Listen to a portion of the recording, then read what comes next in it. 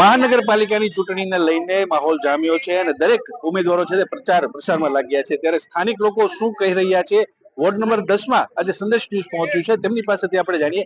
Ward number 10 ના જે મહિલા કાર્યકર્તાઓ છે, મહિલા રહેવાસીઓ છે, તે આપણી સાથે સ્થાનિક રહેવાસીઓને કયા પ્રકારની મુશ્કેલી પડે છે તેમની પાસેથી આપણે શું કહેશો બેન કે તમારા વોર્ડમાં કયા પ્રકારની મુશ્કેલી છે?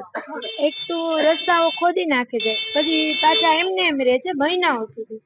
કચરો છે દરેક ફ્લેટ વાળા છે એ ગમે ત્યાં નાખે છે, અને પાર્કિંગ છે એ તો ચાલવાની જગ્યાએ નથી રાખતા, એમ આડેધડ પાર્ક કરી દે છે। આટલી સમસ્યા તો છે। આપણી સાથે અન્ય મહિલાઓ છે, તેમની પાસે જાણશું કયા પ્રકારની સમસ્યાઓ પડે છે રસ્તા, પાણી અને લાઇટ ને લઈને? સમસ્યા તો સાહેબ કહેવાનું એવું છે કે બહુ છે અહીંયા।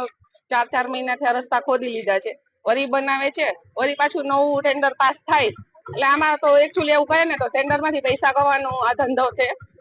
રોડ કરી લે એટલે પાછું નવું ટેન્ડર કરે એટલે વળી ગટર નું ખોદે, હજી ગટર નવી ના થાય તો અમારે તો જે છે ને એવી મોટી ગટર છે, મોટી હતી ઈ નાની કરીને પાછું નાનું ગોઠવવામાં, એટલે અમારી એરિયામાં અત્યારે હાલમાં કોઈ સાહેબ મોટા આવીને ખોદાવે તો તન તો ગટરું છે, એટલે હોવા છતાં બી ખોદીને પાછું બનાવે છે। અને અત્યારની પરિસ્થિતિ અમારી એવી છે કે 4 મહિનાથી અમારી રોડની હાલત એટલી ખરાબ છે કે જે બની ગયું 4 મહિના પછી બીજા રોડ થાય છે, પણ અમારી ગલીનું કઈ થયું નથી। અને અત્યારે હમણાં હવે ચૂંટણીનો બધો માહોલ આવે છે એટલે બધા વોટનું માંગવા આવે છે, એટલે મહેરબાની કરીને અમે એમ કહીએ કે કોઈ પણ સદસ્ય અમારી ગલીમાં આવતા નહીં, અમે કોઈ પણ દેવા તૈયાર નથી। એકે એપાર્ટમેન્ટ રહેવાસીઓ અમારી એક ગલી શેરી નંબર 4 માં કોઈ મત દેવા તૈયાર જ નથી અત્યારે, કેમ કે અમારું કામ થતું જ નથી, કોઈ અમારા આગળ સાંભળવા આવતા જ નથી। મત લેવા ટાણે બધા આવી જાય છે, શું છે શું નહીં એમ કોઈ પૂછવા જ નથી આવતું, મત મળી જાય એટલે પૂરું। આની પહેલા જયારે ભાજપના હતા કોર્પોરેશન ભાજપના તો ત્યારે પણ કોર્પોરેટર તેમને રજૂઆત કરી હતી બધાને, અમે બધા મહિલાઓ ભેગા થઈ નગરપાલિકામાં ગયા હતા, ઓફિસે ગયા હતા, અમારી અરજી બધી દેવાની છે કમિશનર સાહેબ ને, તો કમિશનર સાહેબ કે ઓલા કરશે ઓલા કરશે એમ કરીને અમને બધાને વાતોમાં ઠેકાડી દે છે, અને 4 મહિના અમારે કાઢી નાખ્યા છે, કોઈ અમારું સમસ્યાનો કોઈ હલ લાવતા જ નથી અત્યારે। અને પરિસ્થિતિ હાલમાં એની જ છે, હવે જોઈએ છે કે ચૂંટણી આવે તો અમારે માટે શું નવું લાવે છે।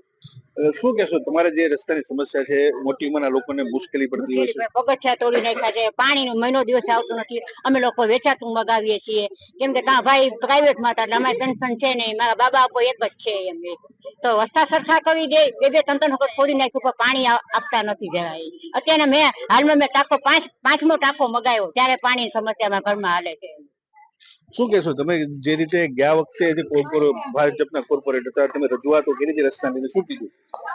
એ લોકો એમ કે તમારું થઈ જશે, અમે તમને નંબર આપીએ છીએ, તમે નંબર લઈ લ્યો, પણ નંબરમાં આપણે ડાયલ કરીએ, ફોન કરીએ તો કોઈ ઉપાડતું નથી, ને ઉપાડે તો ચાલુ રાખીને સાઈડમાં મૂકી દે છે।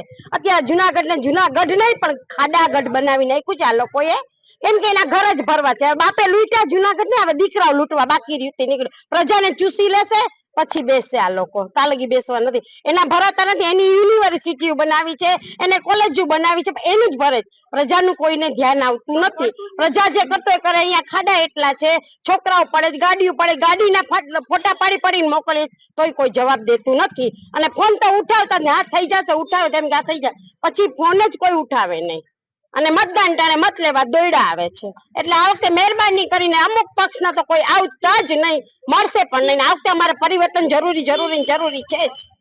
તો આ જે છે મહિલાઓનો રોષ છે, સ્થાનિકો વોર્ડ નંબર 10 ના લોકોનો રોષ છે, ખાસ કરીને રસ્તાની સમસ્યા, પાણીની સમસ્યાથી લોકો ત્રાહીમામ પોકારી ગયા છે, અને ખાસ કરીને જે લોકો મત લેવા આવશે તેને મત ન આપવા માટેની પણ તેઓએ ચીમકી ઉચ્ચારી છે। કેતનના સંદેશ ન્યૂઝ, જુનાગઢ।